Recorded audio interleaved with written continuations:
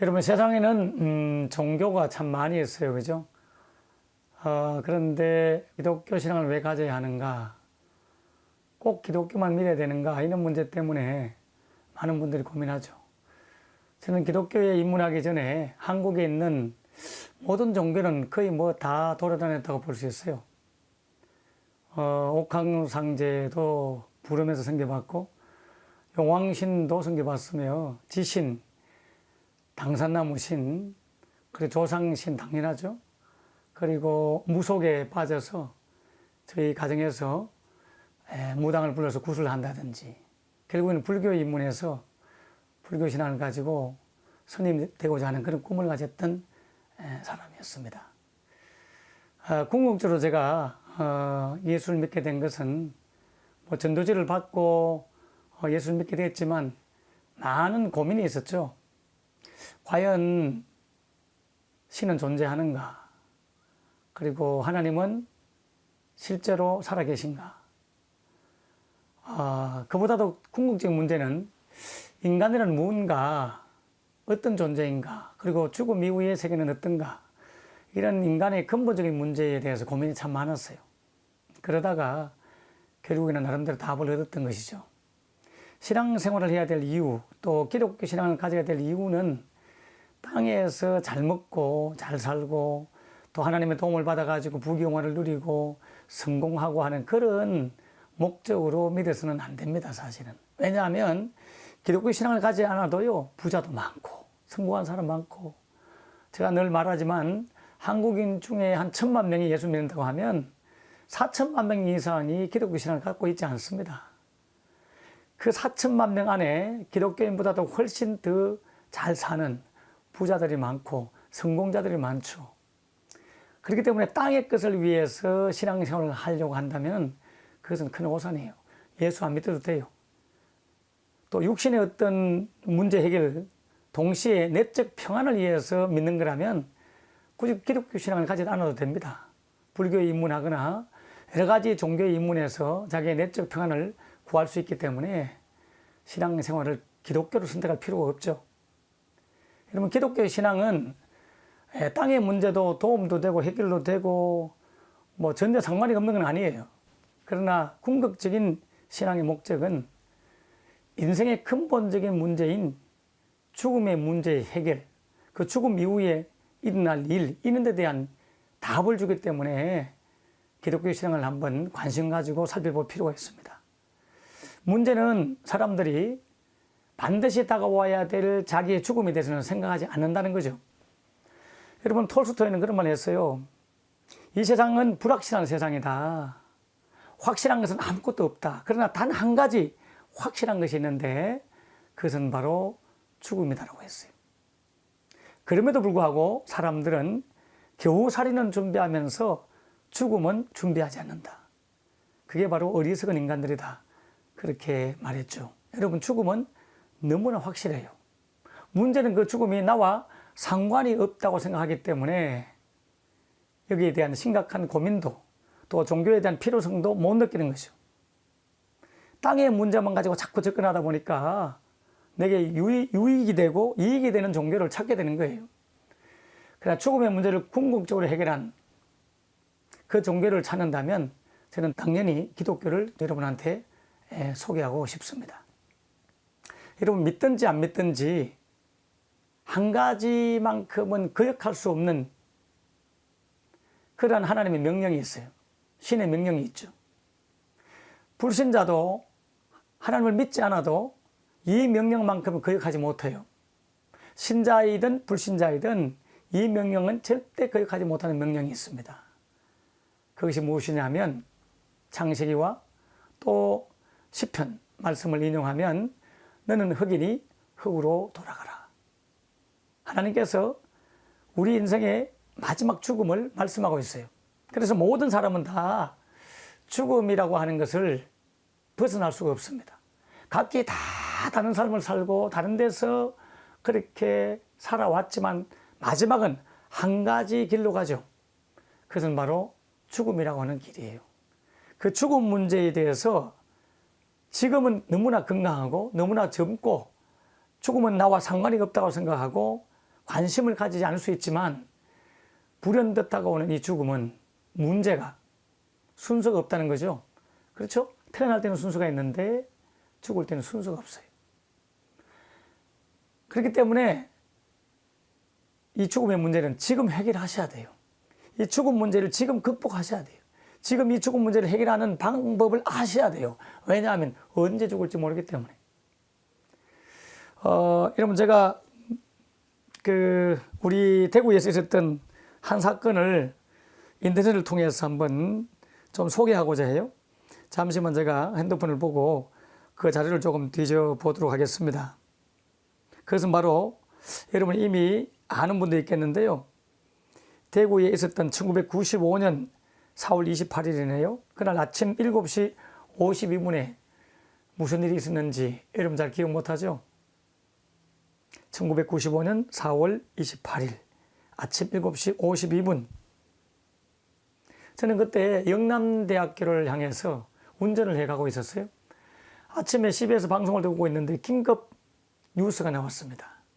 그것은 바로 상인동, 바로 달서구 상인동 영남고등학교 사거리 지하철 1호선 거기에서 엄청난 폭발로 많은 사람이 죽고 다치고 큰 폭발 사고가 있었다는 뉴스였습니다. 저는 그 뉴스를 듣는 순간 그냥 라디오를 껐어요. 그러니까 속으로 생각하기를 또 사건이 터졌구나. 삼풍백화점 무너지고 성수대교 무너지고 뭐 서해 회료 그 배가 침몰하고 왜 우리나라는 이렇게 재난이 많을까? 또 이런 것들을 관리하는 공무원들은 뭘 한단 말인가?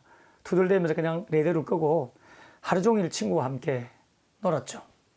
영남대학교에 근무하고 있는 친구와 또 저희 교회 청년하고 식사를 하고 놀다가 저녁에 들어왔습니다.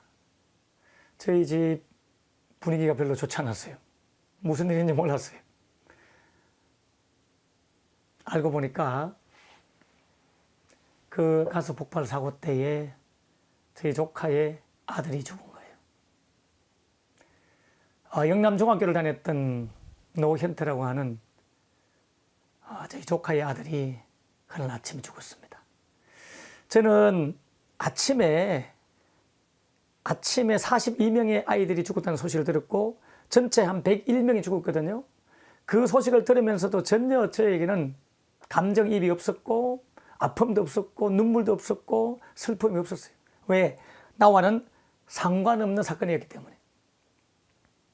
그런데 저녁에 들어와서 가족들로부터 들었던 소식은 제 집안에 조카의 아들이 시골에 있을 때 늘 놀러 왔던 그 아이가 죽었다는 소식을 듣고 똑같은 사건이 이전까지는 구경거리였지만 이후에는 제게는 큰 슬픔으로 와닿았습니다.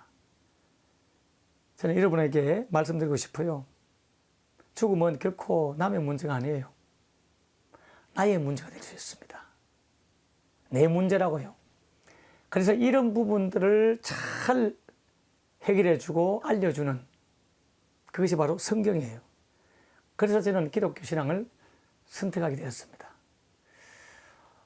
성경에는 이렇게 말해요. 한 번 죽는 것은 정한 것이다. 그리고 죽은 이후에는 심판이 있다. 히브리서 9장 27절 말씀에 그렇게 말씀하고 있거든요. 그래요. 모든 인간은 신자이든 비신자이든 한 번은 죽게 되어 있습니다. 왜? 한 번 살기 때문에. 일생을 살기 때문에 한 번 죽는 거예요. 이 죽음은 피해갈 수 없습니다. 여러분, 이 죽음 문제를 해결할 수 있는 길은 성경에서 분명히 제시하고 있습니다. 제가 이런 죽음 문제를 이야기하면 사람들은 별로 가슴에 와닿지 않을 수 있어요. 본인의 문제가 아니라고 생각하기 때문에.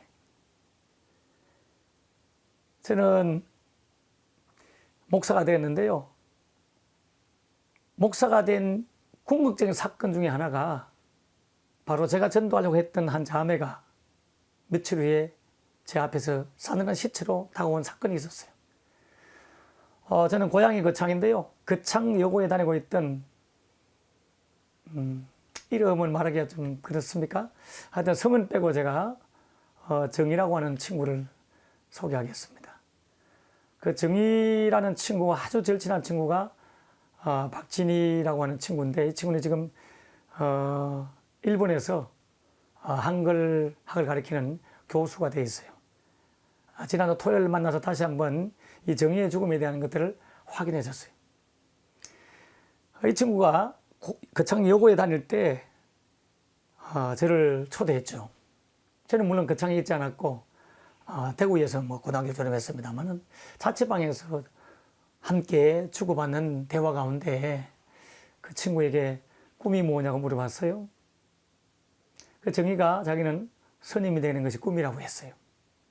저는 그때 막 예수님을 믿고 6개월 정도 됐을 때에 그 친구를 만났던 거죠. 그래서 제가 나도 스님 되려고 하다가 지금은 교회를 다니게 됐는데 꼭 스님을 해야 되겠냐고 이렇게 아름답고 또 이쁘신데 결혼도 하고 행복하게 살지 왜 비구니 스님 되려고 하냐고 하지 말라고 그렇게 농담 삼아 진지하게 계속해서 이야기하니까 웃으면서 그렇게 생각만 하고 있을 뿐이다. 그래서 내가 생각도 하지 말고 하지 마시라고 하니까 알겠다고 웃으면서 안 하면 될 거 아니에요. 안 해도 돼요. 이렇게 이야기했어요. 제가 그때 마음속으로 생각하기를 내가 이제 며칠 동안 성경을 공부하고 복음을 공부해서 이 친구에게 복음을 전해야 되겠다. 그렇게 생각하고 헤어졌죠. 한 2주 정도의 시간이 흘렀어요. 그동안 저는 열심히 성경을 연구하고 예수님에 대한 이야기를 전해주려고 막 준비를 하고 있던 순간이었는데 보름 정도 지났을 때 박진희 교수가 저에게 전화가 왔어요. 그때 당시는 이제 여고생이었죠. 이 진이가 전화가 온 거예요. 울면서 너무나 펑펑 울면서 그래서 무슨 일이냐고 물으니까 너 2주 전에 만났던 정이 알고 있지? 그래 알지. 내 정이 곧 다시 만나려고 한다. 근데 그 정이가 죽었어. 깜짝 놀랐습니다. 무슨 말이야? 라고 소리 질렀어요. 농담 아니야? 뭔 말이야 그게? 그 정이는 친구에게 편지를 남겨놓고 외할아버지 산소에서 자살을 했죠. 저는 그때 큰 책임감을 느꼈어요. 그날 밤새도록 울면서 잠을 못 잤고요. 내가 그때 이 복음을 알았더라면, 이 성경을 알았더라면 이 친구에게 이런 영적 세계에 대한 것들을 내가 알려줄 수만 있었다면 과연 이 친구가 어떻게 됐을까? 내가 그 복음을 전하지 않았기 때문에 죽인 것은 아닐까? 내가 간접 살인자는 아닐까 하는 죄책감 때문에 밤새도록 울면서 하나님 앞에 내가 죄인입니다. 내가 살인자입니다. 제가 복음을 몰라서 전하지 못했기 때문에 이 친구가 이와 같이 유명을 달리한 건 아닐까요? 그렇게 고뇌했던 고교 시절이 있었습니다. 그래서 저는 결심했습니다.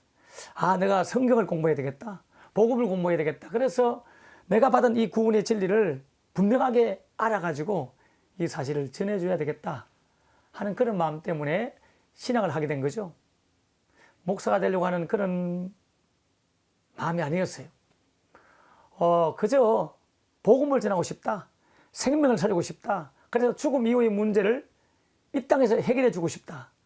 그 해결점이 성경 안에 있는데 이 성경을 통해서 이 사실을 공부해서 알려주고 싶다. 그런 마음 때문에 신앙을 하게 됐고 지금은 목사가 되었죠.